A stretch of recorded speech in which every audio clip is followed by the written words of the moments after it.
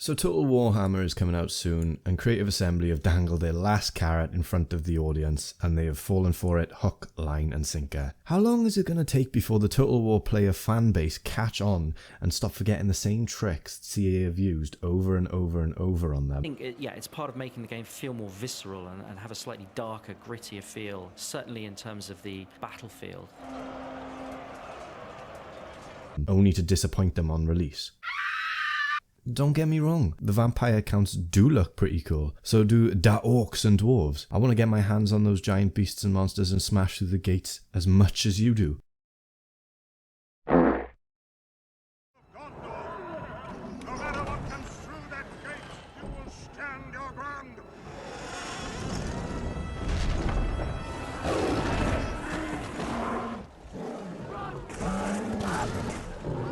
So a lot of people will be wondering why I'm still skeptical of this new and potentially last Total War title. Well, it's pretty easy when you look at the bigger picture.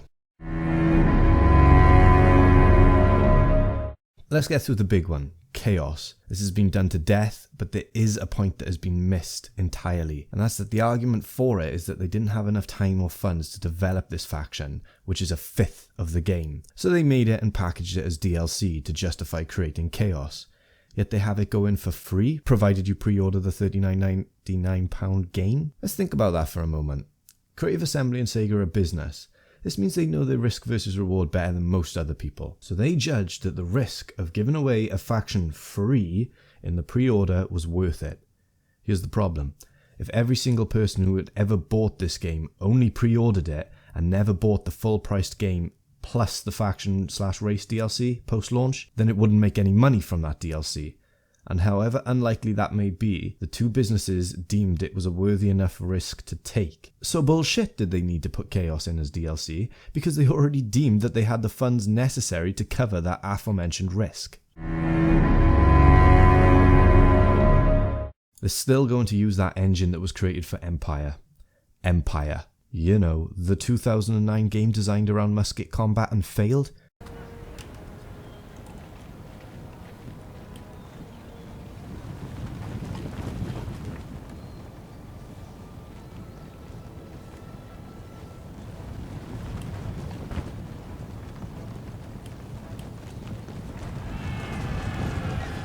Yeah, that one. I've seen arguments between critics, fans and developers alike, all bickering, saying it's not the Warscape engine because Warscape is graphic, so we don't know about gaming and how they work. It's a complete red herring. I don't care what the engine is called. It's the combat engine and it sucks, and it's being used in this game and shouldn't. Make a new one. If this franchise is to succeed, it is in desperate need of a new engine that caters to close quarters sword-to-sword combat. I refer to Reynolds Sanity's video on the hand shadows that highlights this perfectly. Also, the game was delayed. A lot of people are saying this is a good thing, that would you rather a broken game now or a perfect game in an extra month? This is a false presumption, as if the only two options are broken game now or polished game later. What if the game is broken on release after this delay, which is real fucking likely? It's happened before with other games, and it's most likely going to happen again. Regional occupation fucking sucks. It's claimed to be for the law, but then the legendary lords all start in the same position, which goes against the law. It's created more work for them. Why would they go out of their way to restrict a player? Some people say that they prefer to do this. Let's address this absolutely horrific point. They were free to do short objective-based campaigns in previous Total Wars if they so pleased, whereas people who wanted to rule the world also could. Remember in Total War Anniversary, they advertised the game on ruling the world?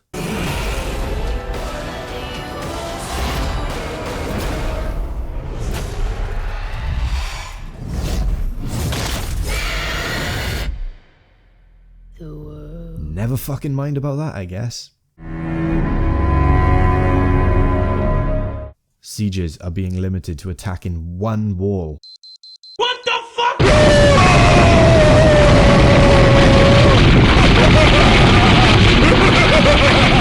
Seriously, what? I mean, this makes no sense. I thought I just covered on how limiting players isn't a good thing.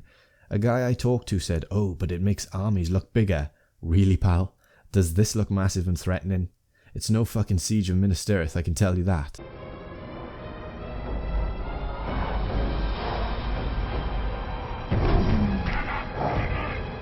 Abandon your post! Flee! Flee for your life!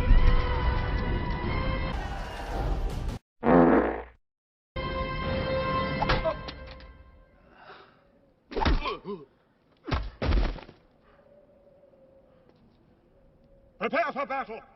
Not only that, but cities are non-upgradable from what we saw from the Altdorf army. That's it. That's all you get. This is so unbelievable that it takes so goddamn much away from us. This was actually the straw on the camel's back for me. Limiting such an important aspect of the game, along with holding an entire fifth of the game hostage, is just beyond.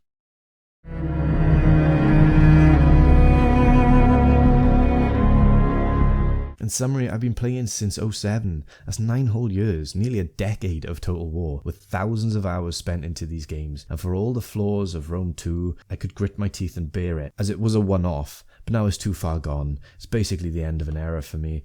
Along with Rome 2, Attila, Empire, and the flaws of Shogun 2 on release, I can't do this anymore. I've spent such a huge amount of time in my life spent in this game and interacting with the community on this, and it's just lost me, along with many others. I really can't say much else to convince you in not pre-ordering or cancelling your pre-order at this point, but as many have said, if they continue this crash course of mediocrity and oversaturation of downloadable content that should be in the base game, it's not only going to end for me, but for the staff's livelihoods at CA, as there won't be a CA anymore.